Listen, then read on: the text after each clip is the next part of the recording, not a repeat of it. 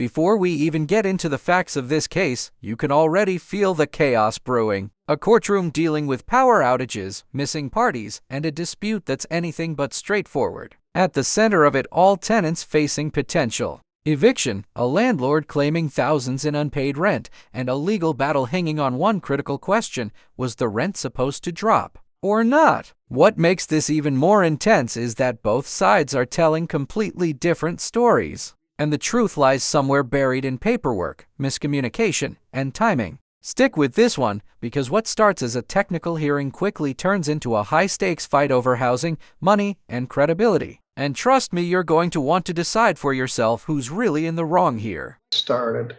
I don't know what you saw when the power went out. The record stayed on. And a very disgruntled defendant. I'm sorry for that.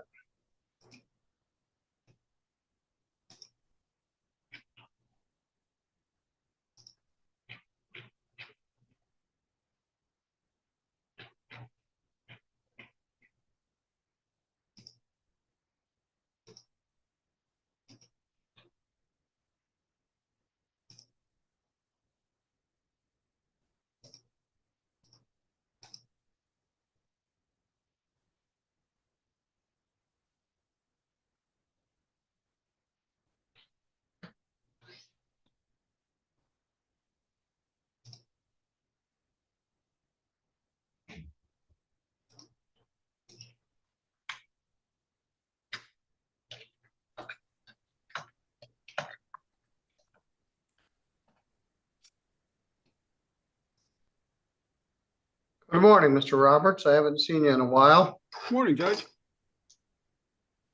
I think we've got everybody we need here. A little early, but let's call this case. This is file number 26. Oh, wait, we don't have the plaintiff's lawyer yet.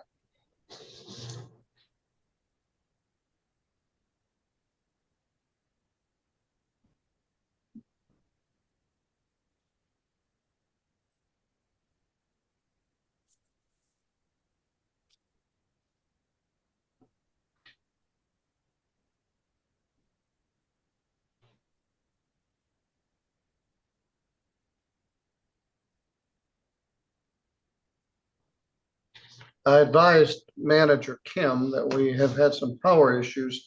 She's advised they've lost power in Colon. And twice this morning, the power is clicked out here at the courthouse. So let's hope we can get through this hearing. It looks like the lights are blinking again. Oh my God. The nasty wind out there. Good morning, Mr. Popovits. Good morning, Your Honor. How's the weather in Traverse City? Snowy and horrible. Thankful I only live about 5 minutes from my office. Well, we don't have snow, but it's real windy here and stormy. Okay. I have a friend who sent me some pictures from Cadillac, and they were still skiing on Wednesday night. So you probably got even more up there. Yeah, we're getting. I don't know. We had lost most of our snow, but it came back overnight pretty quickly. So. Well, this is why we like living in Michigan. Absolutely. I lost Miss Cleveland.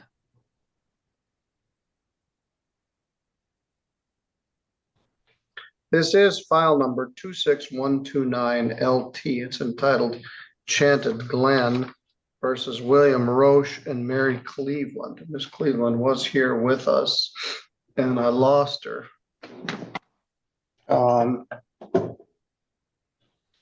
But she is in Colon, so I don't know whether she has power. She was here. Mr. Donald Roberts is here from Legal Aid. Meg Bauer had been handling this case and has filed an appearance on behalf of the defendants.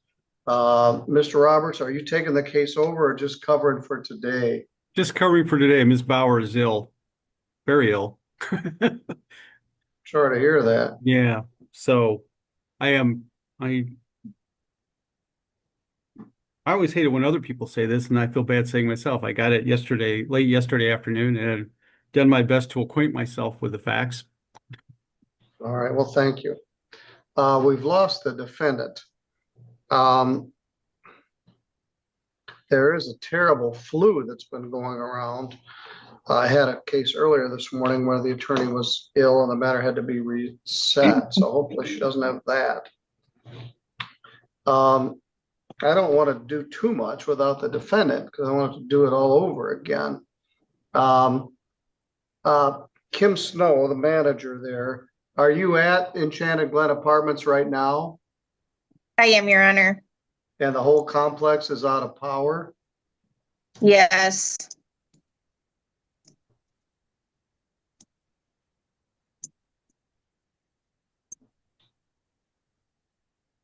She looked like she might have been on her cell phone. I think that's all they have is their cell phone, so she might be able to get back on.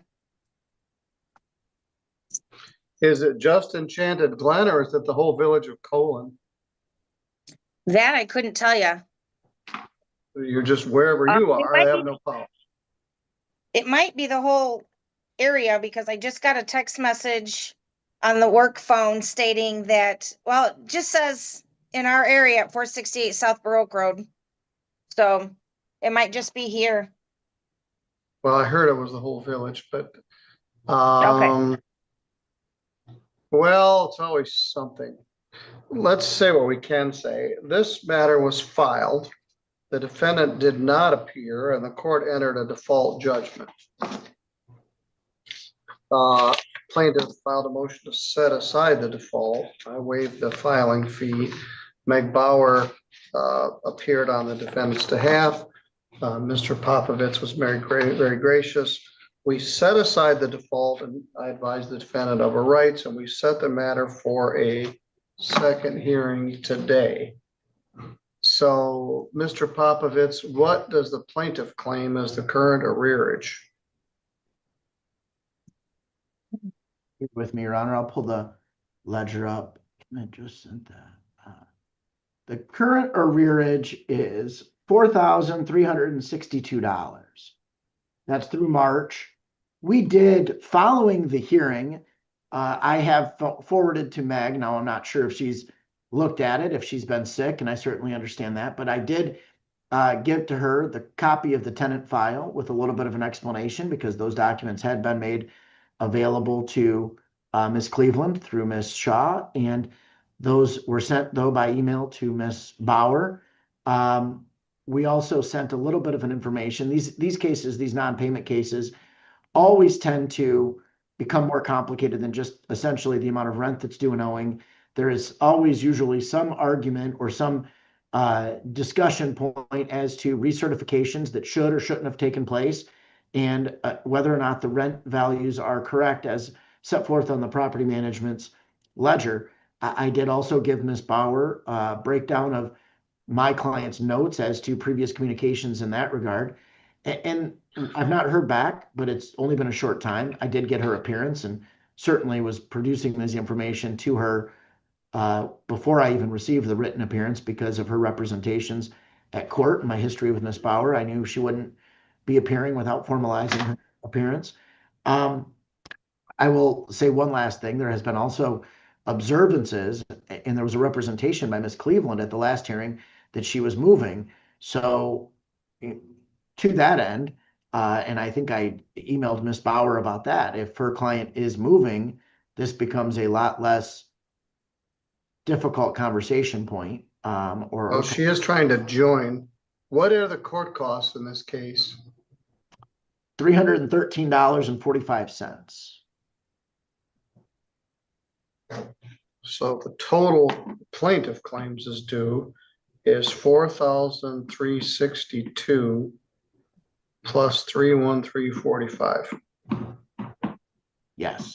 Which is $4,675.45. Miss Cleveland flashed across the screen for a moment, and I've lost her again. And Mr. Roberts, I appreciate your appearing here. Mr. Roberts got many, many years of legal experience also in this particular area. But it's always a little disconcerting when you get the file the night before the hearing and try to get up to speed on it. And then your client doesn't show up because they can't log in. Meg raised a bunch of issues, but no answer has been filed by the defendant. And as Mr. Popovich indicated, if they're moving, this matter is going to be a lot less contentious than it could be. Mr. Roberts, what do you know so far from your looking at the file? I believe I have the 94 some odd pages that Mr. Popovich forwarded, and I've had a chance I frankly skimmed through them. My take on the thing is apparently there was some, and I believe he hit the nail on the head. There was some confusion, misunderstanding, whatever, between when they would start to pay what would be market rate, the $1,083 and so, and then when a subsidy was supposed to or has kicked in. That's pretty much it. My understanding is at this point the rent's supposed to be, after the first of the year the rent was supposed to be $212 a month. The client's portion of the rent was to be $212 a month. But I don't know, again, I'm going on what the documentation I've seen, what Mrs. Cleveland, and I haven't had a chance to really talk to her in person. So, but what she has indicated to us in her writings, and that there's some confusion as to what the rent was supposed to be for December. But again, starting the first of the year, there was supposed to be some sort of subsidy. Not sure who the agent was. I mean, it was through Keystone, but I think this is a LIHTC property, so I'm not, sorry, Well, I don't Ms. know Snow, exactly. what is the current rent according to Enchanted Glen? In January, it would have been the one, it went up. And Your Honor, I cannot see in my office to grab their file to Oh, find out yeah, what you it's. don't have a computer. But what had happened was I was told that rent was $1,083 and in the December, defendant. correct. Okay. And they needed to come into my office to recertify. He added, was brought to my attention in November-ish that he had income that was never reported to the office. So I sent them a letter stating, Really? as in Jeffrey. And I sent them a letter and asked them to come to my office Who's Jeffrey? her other half that lives there. William Roche? William, I'm sorry. Yes, William. All right. I have two people that are in the same situation. They were told to come to the office. They did start to fill out their recertification papers, but they've never finished doing their recertification papers because of all this. So in January, we always have a rent increase in January. So their rent would have went up. Yes, they would have gotten their recertification done. Yes, their rent went down, but they never came in to recertify. I don't know where they got the $212. That was never in their file. Keystone pays max rent no matter what. They won't pay if you have rental assistance. So they pay the max amount of rent. So they would never have gotten rental assistance with Keystone.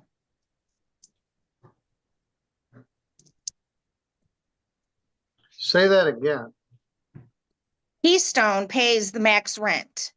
They won't help people move in somewhere if they get rental assistance, because that's just not how they work.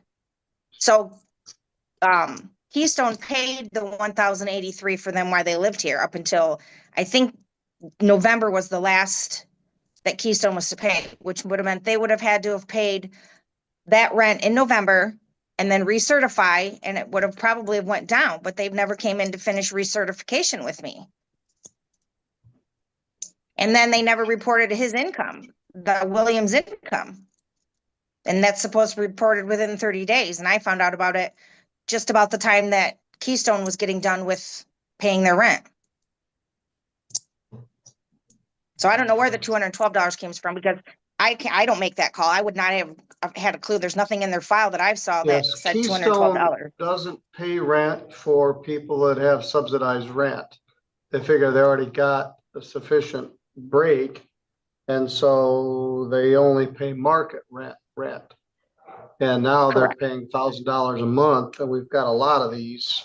The development here in Centerville, they'll get people in and pay rent for several months, and then the subsidy runs out, and then the people can't pay the rent. So right now,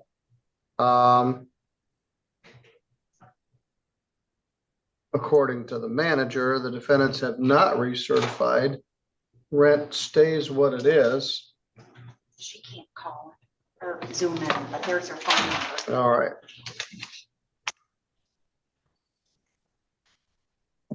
She has been able to Zoom in. I'm going to call her.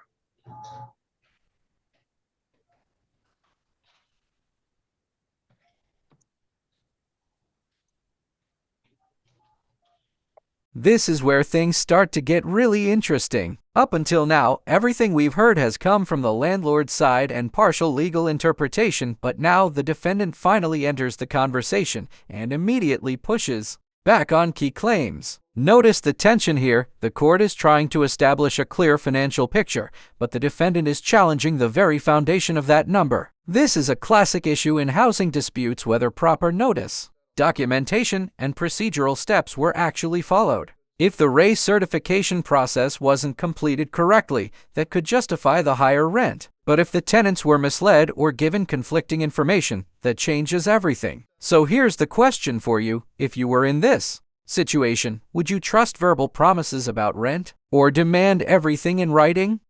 You have to be adaptable.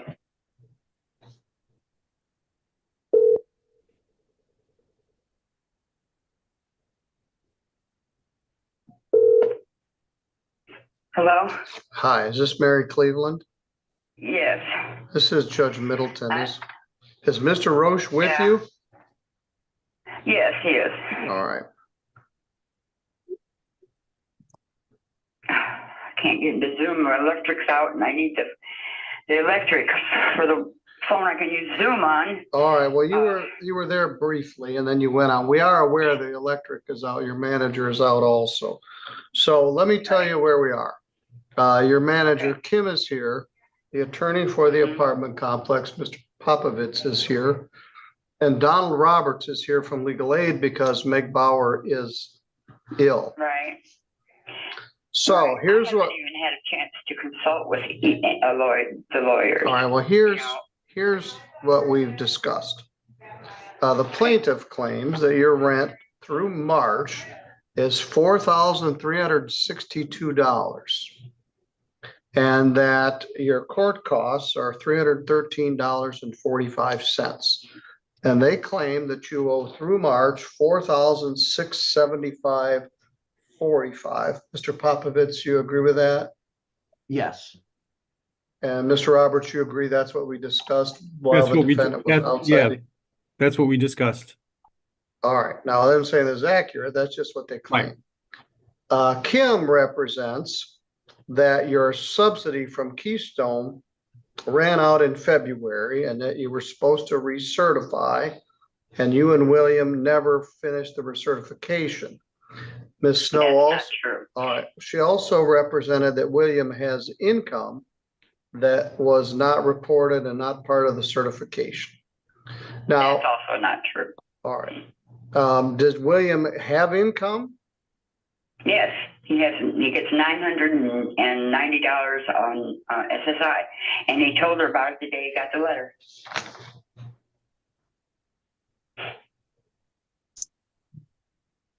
I do, Your Honor, have copies of all that stuff. but All right, they just a never came minute, over. just a minute. I didn't ask you anything. Okay. Now, No, I thought the phone went. you represented last time that you may be moving. Are you planning to? Yes. All right, tell us about Yes, that. we are, but this whole thing has been a nightmare. We can't find a place to go, and Keystone says that they can't help us anymore, and that Neighborhood Inc. can't help us.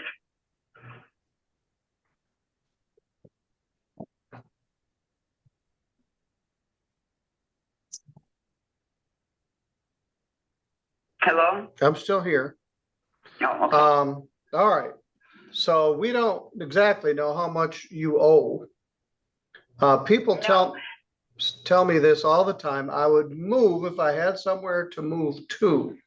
This apartment was at market rent, which was $1,083 a month. And Keystone paid your rent for several months to the tune of maybe $8,000 or $10,000. Then after November, that subsidy ran out. And I don't know exactly what the rent would be because according to the manager, you've never recertified. No, we did. We went over and signed papers for the subsidy, both of us. Well, And her contention is it was never completed.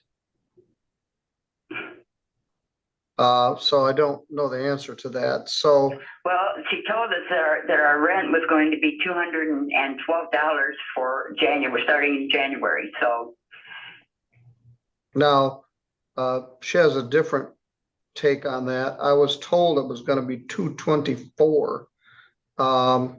So did you pay any month in January, February, or March? no, I have not. Because there's no way I can pay full rent. Bill has cancer. He has to have things for his treatment. But you didn't pay even $212 or $224, any amount. Who didn't? Did you pay any? When she said it was gonna be $212, No, did you I pay didn't. $212? I didn't, because she told us we were good until January, and then that was on the 12th. She told me that. On the 10th, she told Bill that, and on the 15th, she gave us the demand for possession. All right.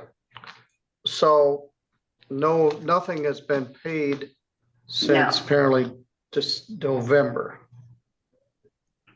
No.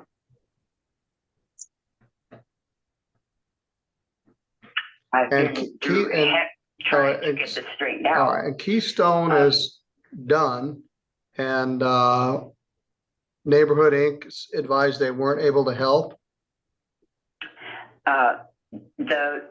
Eric at Keystone told me that we used up our time allotment, which I didn't have any idea there was a time allotment. But anyway, he told me that we weren't eligible for help for Keystone or Neighborhood Inc.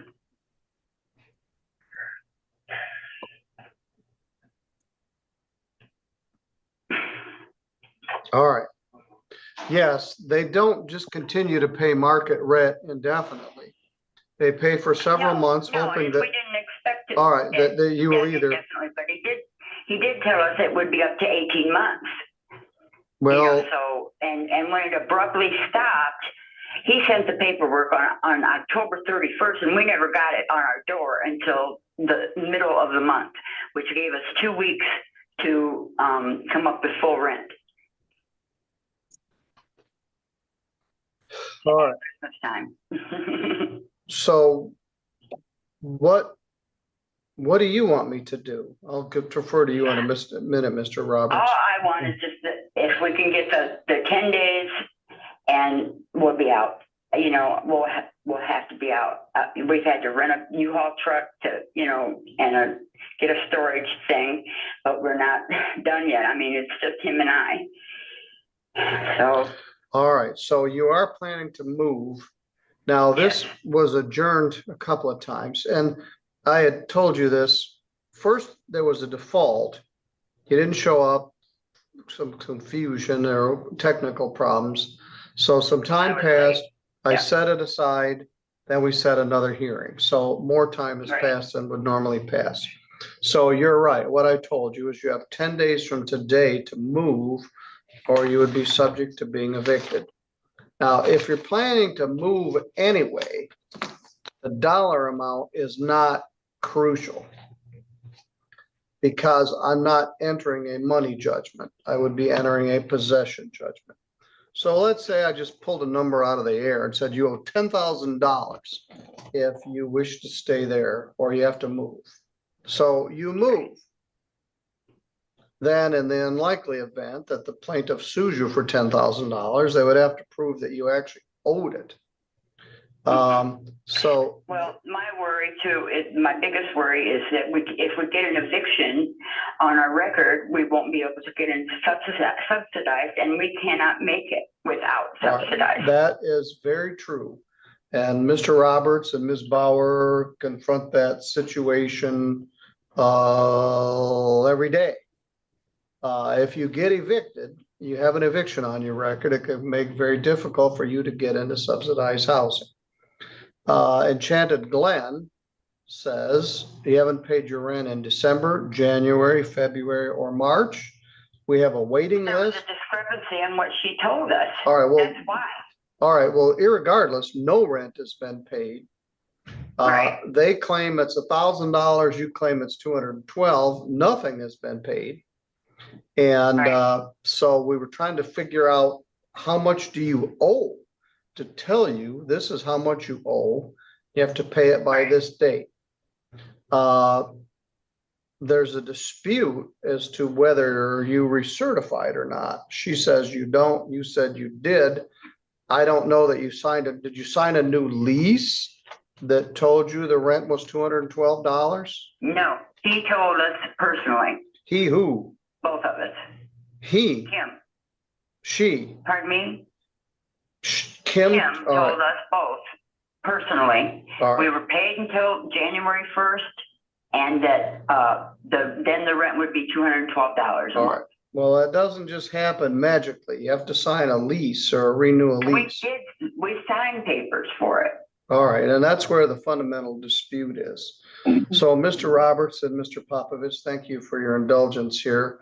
You've been listening to this exchange. Mr. Roberts, what's your take here?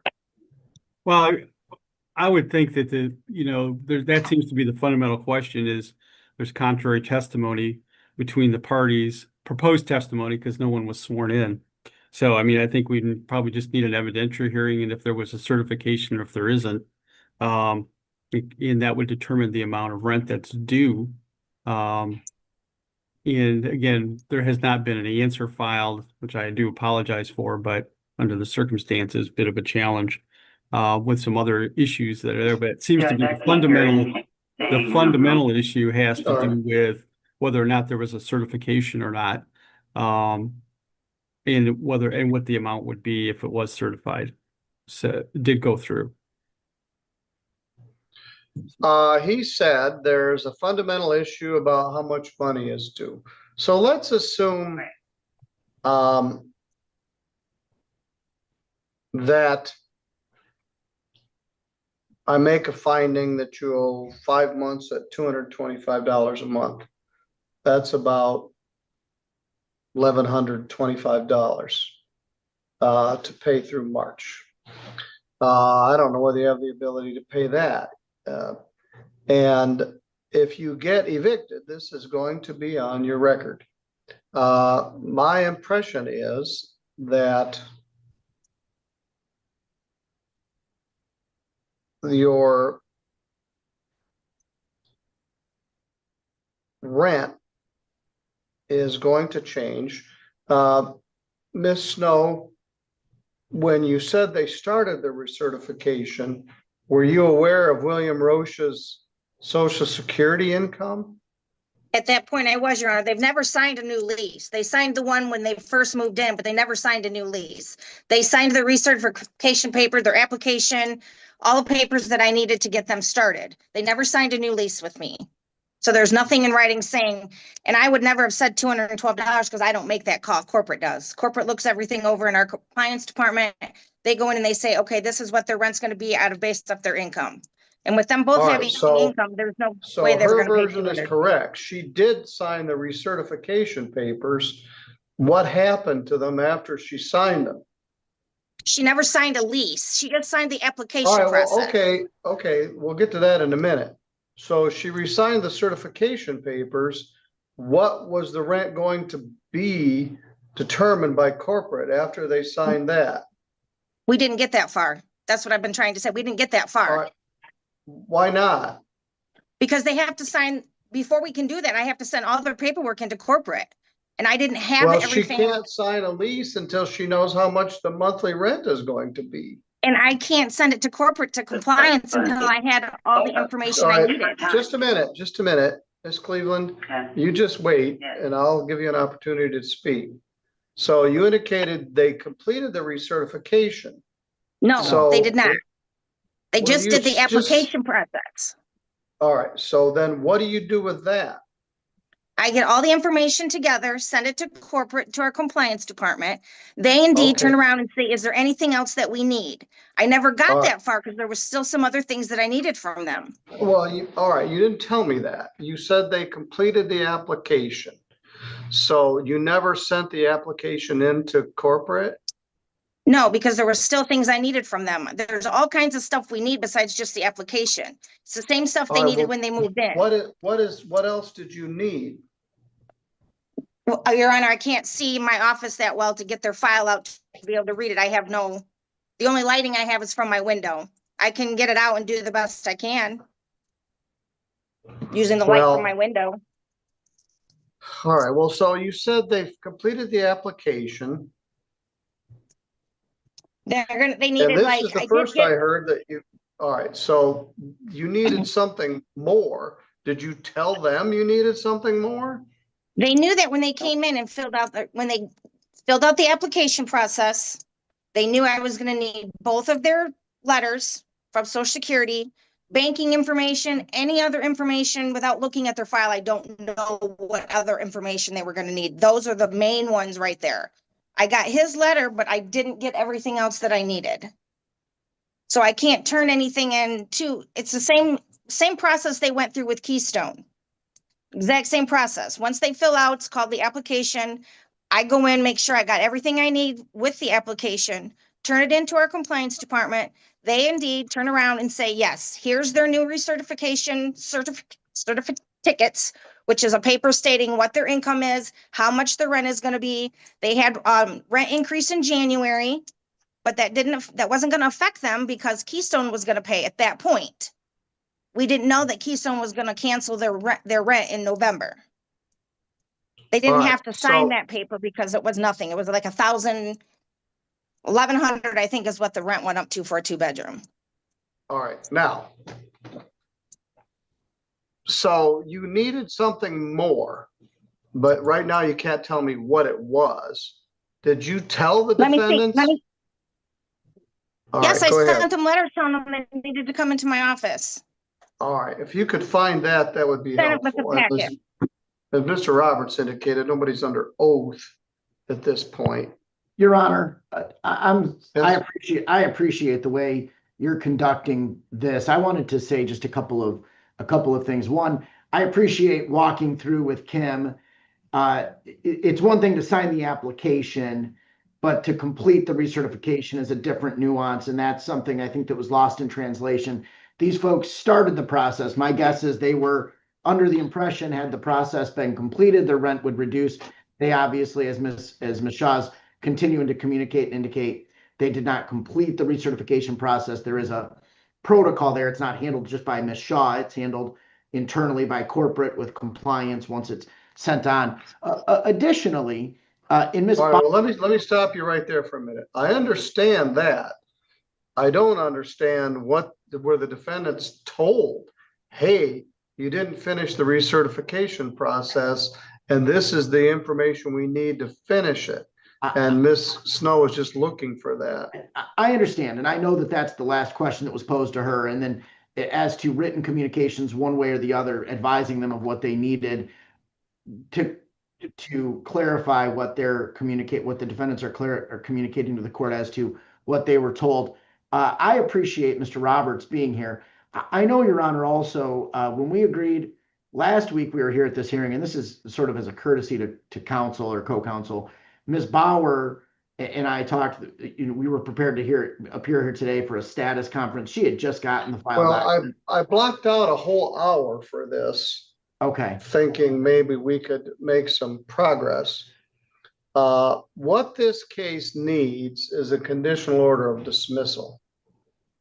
It needs to give the defendants an opportunity to have this matter dismissed without it going on their record. Because even if they don't owe $5,000. They owe quite a bit. And that lower sum could even cause their, let's just assume for the sake of argument, I accept their figure. And I go with 225 plus costs. That's going to be about $1,500 due in 10 days. I don't think they can pay that. And then they would still have an eviction on their record. I agree, Your Honor. If I may pontificate, I'm open to conditional dismissals, certainly for the same reasons that Mr. Roberts and Ms. Bauer fight for them. And my client understands, listen, these folks, I don't think my position is they didn't complete the recertification. They owe market rent. They're not getting help by Keystone. At some level, I think you might be right, Your Honor, that these folks won't be able to pay even the lower amount if you were to make the equitable decision based on the arguments, let's say, because I don't think anybody's been sworn in, so it's not necessarily testimony. The arguments, they can't pay it within 10 days. One thing of interest, though, regardless of any of this, these folks don't tend to be highly collectible tenants after they leave subsidized housing. That's not a disparaging comment. It's just a factual one that possession is king in these cases. If these folks are looking for 10 days out, and if they don't move out within 10 days, then we could file the order of eviction, knowing that the issue of the amount of rent that's due would be dealt with later through a collection process. That may be an opportunity here to resolve without having Your Honor have to make a decision one way or the other. And I say that only because if my client does want to send the matter to collections at a later date, a judgment from Your Honor limiting the amount of rent where it might not have been effectively limited or reduced because of the items that Ms. Shaw is saying doesn't put them in a box, but doesn't really show anyone's hand or force anyone to be obligated to a different argument that they're comfortable after the 10 days. But by giving them 10 days with the dismissal, it gives these tenants 10 days to vacate, and without the dismissal or without the order of eviction or judgment being entered against them. And then Enchanted would send this to collections in the sense of anybody who just vacates their lease with a ledger balance. And I hope I'm not speaking out of turn for Kim, but Kim, this is my sincerity as far as I appreciate what the judge is doing today, because I think he's working to get this resolved rather than continued hearings. If the tenants are representing that they need 10 days to move, we simply agree to a possession. It doesn't restrict them from a future living arrangements with another tenant, landlord, and then you're still preserve your rights to go to collection for the full amount due, which is probably no different than, from our perspective, than getting a judgment for an amount they can't pay and then having to send it to collections, whether it be 220 or the 1,080. And what it does is saves us from the chance of the judge deciding that the amount is lower, because then we are restricted as to what can be sent to collections, because there's an order from a court that's limiting the amount regardless of our arguments that they didn't complete the recertification process. So with that being said, is there an opportunity potentially, and this would require Ms. Cleveland, I guess, to All right, Ms. Cleveland, Mr. Popovich just said a lot of things, and most of it made good sense, and I concur with much of what he said. I don't know how much of it you could hear because your power's out. You're here by telephone. Yeah, I can't hear any of it. And so he said a whole bunch of things that you couldn't hear. So we heard it. Mr. Roberts heard it. I discussed something called a conditional order of dismissal. And I told you about that last week. It is a way to resolve the case where it would be dismissed and it would not put an eviction on your record. You have indicated you were trying to move within 10 days. That was going to be difficult. My thought was perhaps there might be some additional leeway from the landlord. They might give you till the end of March to vacate. That if you agreed to vacate by a certain date, the case would remain dismissed. If we have a hearing regarding damages for money, we would have to determine how much the money should be, whether it's $1,000 a month or $1,200 a month. Or 200. $212 a month, or $224, whichever figure we use. So he's trying to find a solution short of me ordering a writ of eviction with an amount of money that you can't pay, and it would put an eviction on your record and make you ineligible for other subsidized housing. Right. Now, as I mentioned, they have a waiting list. There's people ready and that want this 2-bedroom apartment. I don't think you can presently afford it. Keystone's not helping. Neighborhood Inc. isn't going to help. Whether it's market rent or subsidized we don't know. But that's where we are. So you indicated you were planning to move within 10 days, but right now you don't have a move to. Is that correct? We've moved, like our part of our stuff, but we've still got quite a bit to move, But yeah, no, we don't have anywhere to go. Like I said, this whole thing has been a nightmare. But we're devastated. Yes. So you've already started to move your personal possessions out of there? We rented a locker and we had moved, part of our stuff, and we had to rent a U-Haul truck, so. Let me ask this. Can you get everything out of there by the end of March? Yes.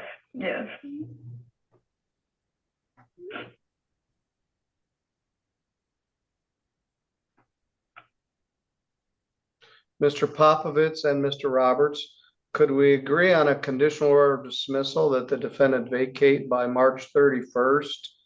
And we can use whatever figure we want. We'll use plaintiff's figure. If they vacate, the matter will be dismissed. Show as a conditional order of dismissal, won't go on their record as an eviction, and would allow them to continue to seek subsidized housing. Mr. Roberts, is that something you could accept?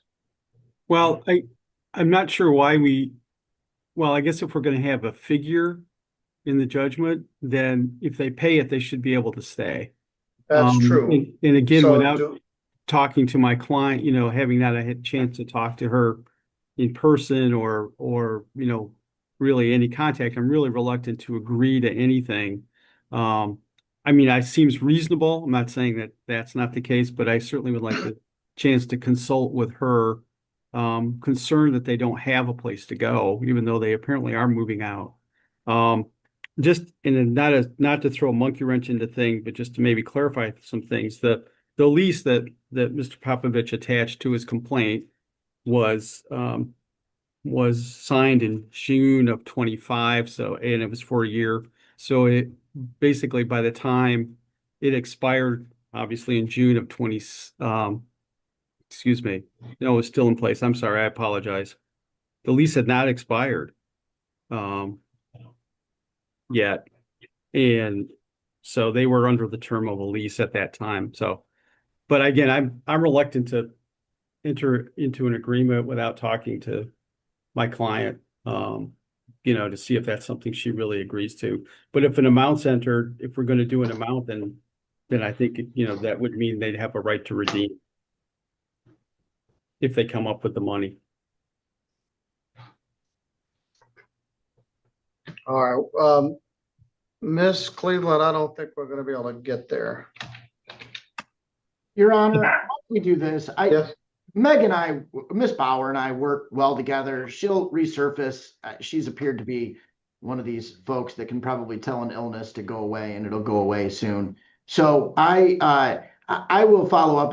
I think we've covered absolutely tremendous ground today, and there's some opportunities here to discuss.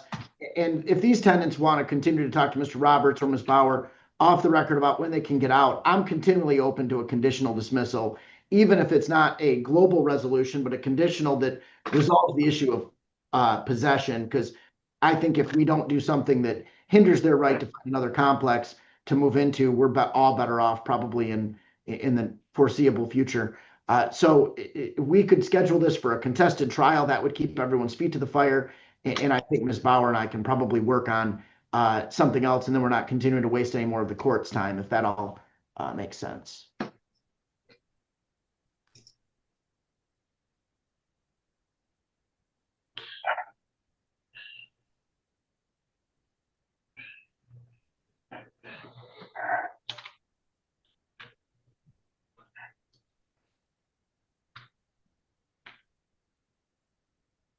You're still with me, right? Yes, I'm still here. Okay. And, Okay. you know, you didn't choose to have your power go out today, so that was why it's No. difficult. All right, I'm gonna continue this matter to next Friday.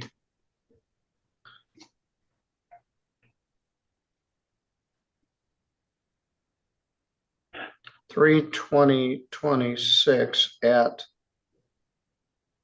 11 a.m. 11:01, so they can put it in 11 a.m.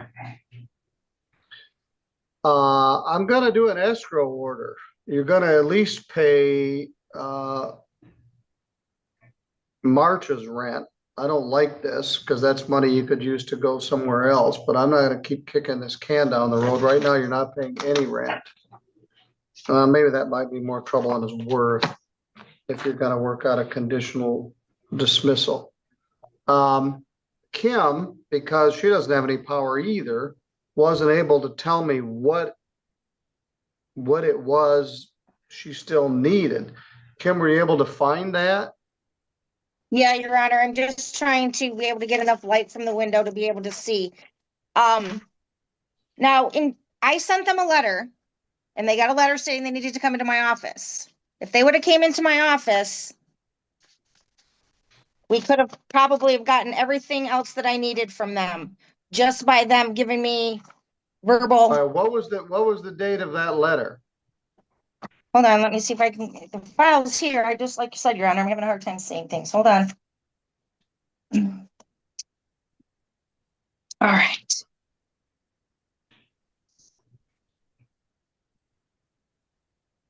Dan, can you give me a flashlight by any chance? Hold on. So hard to see everything here.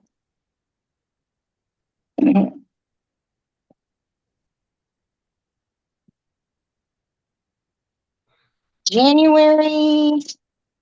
Hold on. Your Honor, can I ask a question? Is next week's hearing? Well, let her finish this and then I'll let you ask. Okay.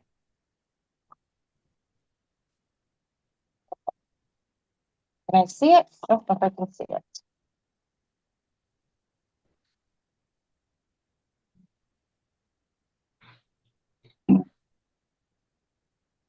Dan, can you go grab me a flashlight?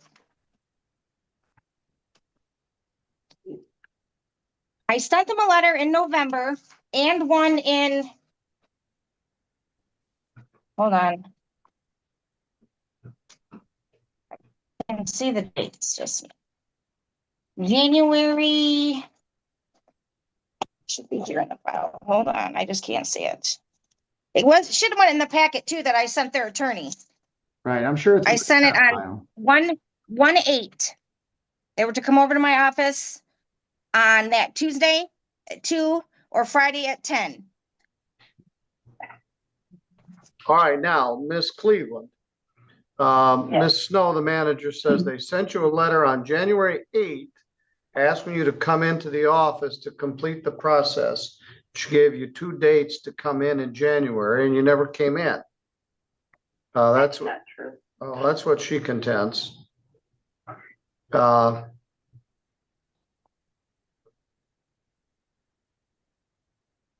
And then they filed this action. Can't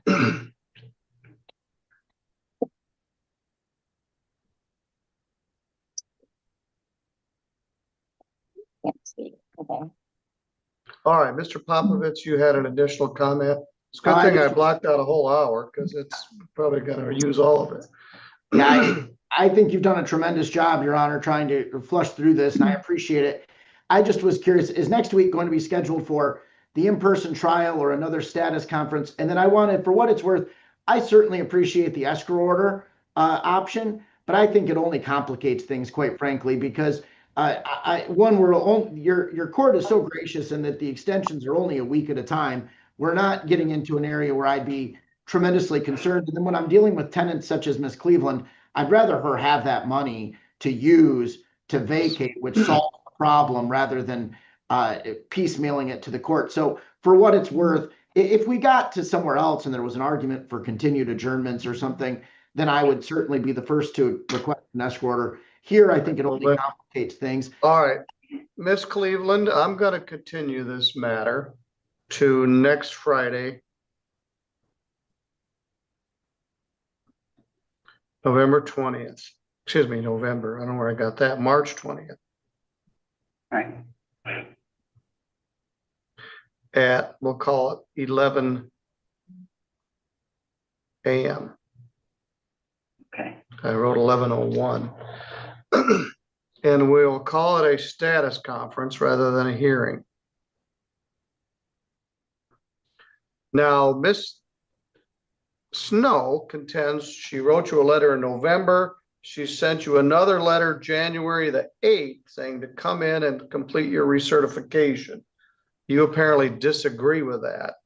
Do you disagree that she didn't send you a letter or that you can't? She sent a letter. I went over there and talked to her, and we got into a heated discussion about her telling us that the rent was paid, and then 2 days later giving us a demand for possession. And she never mentioned the letter she wrote asking me to come over there said nothing about a recertification. Just said she wanted to see me in the office. All right, so we're fleshing it out further. Again, nobody's under oath. So she sent you a letter because she needed more information to complete the recertification. You went over there, got into it with her, and left without completing the recertification.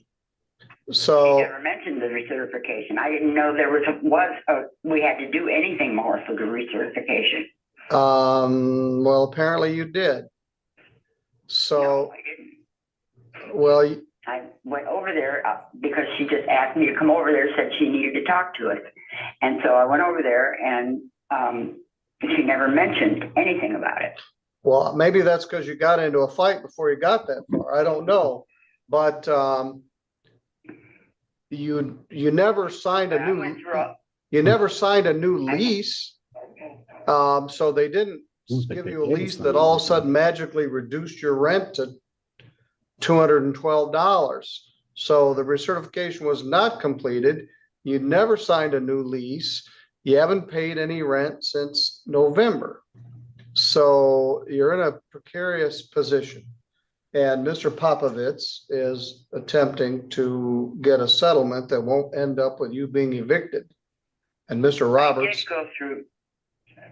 Go ahead. Your Honor, I did go through proper steps when she told us that our rent was paid, and we never got a late notice in December at all. And on the 12th, she told me our rent was paid. On the 10th, she told Bill it was paid till January 1st, and told us what the subsidy amount was going to be. I called upper management and followed the procedure that they say in the lease to do. I called them 3 times with no return phone call. And then she called and said that they told her to call. Well, the reason I was calling upper management was because of the discrepancies with her. Well, you just didn't like the answer that she gave you. She's getting her instructions. You didn't like the answer that she gave you. No, what answer? That you needed to recertify. No, she never told us. We went over there. I understand, but you didn't complete it. At any rate, as I said, you're in a precarious position. Right. Right. And you never signed a new lease. And you may feel that she did you dirty by giving you one figure and then corporate telling you something else. Nonetheless, no rent has been paid. So we're rowing in one direction and you're rowing in the other one. At any rate, we're going to take another crack at this, but next Friday, March 20th at 11 o'clock. Okay. I don't want to do this by telephone. This is very awkward, and I understand you lost your power. Kim's here by telephone only. She's sitting there in the dark. So hopefully we won't be in a situation where you don't have power, but if you're concerned about it, you can come right here to the courthouse. In the meantime, Mr. Pop, Transportation, oh, Mr. Popovitz is going to be in communication with Ms. Bauer or Mr. Roberts, see if they can get to something. Mr. Roberts, to his credit, isn't willing to just shoot from the hip because he hasn't been availed an opportunity to discuss this with you. So, Right. Mr. Roberts, do you want them to call you this afternoon or simply wait till Meg gets back next week? I'll call her this afternoon. All right. Assuming they have, power or a cell phone, but Yes, we'll well, they try to got get this ahold of them. number. Yeah. All right. Mr. Roberts will call you this afternoon to discuss this further. Mr. Okay. Popovitz, I agree. We made some progress today. Didn't get to the finish line, but we weren't under a time crunch with 10 other people waiting their turn. So I blocked from 11 to 12 to devote to this. All right, we'll revisit it next Friday at 11 o'clock. In the meantime, Mr. Roberts will talk to the clients and the lawyers will continue to work on this. And Kim will have power so she can actually look at her own files. All right, we'll all be in recess. Thank you. Thank you. Ms. Cleveland, you're good to go. Thank you, everyone. Appreciate everyone's forbearance. Thank you. Take care. Yes, the fact the lights blinked once or twice here just a minute ago, so we'll go see how windy it is. All right, thank you all. Thank Take you. care.